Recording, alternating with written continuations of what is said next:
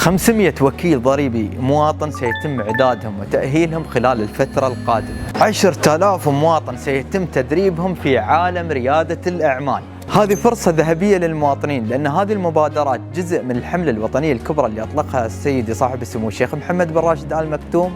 الإمارات عاصمة رواد الأعمال في العالم. أطلقت العديد من البرامج والمبادرات انسجاما مع هذه الحملة. رسالتك للشباب معاليك؟ رسالتي أعتقد أنها تتسق مع رسالة القيادة الرشيدة على الشباب أنهم يبادرون اقتناص الفرص ويسابقون أنفسهم، لأنهم في أعتقد سباق مع الزمن لاقتناص الفرص هذه بشكل مستمر. فالسؤال يطرح نفسه لرائد العمل الجديد. القديم على رأسنا من فوق، نتكلم عن الجديد. وين مكانك وسط 10,000؟ وال10,000 تراهم مو ناس عاديين، بيشتغلون عليهم عمل جبار.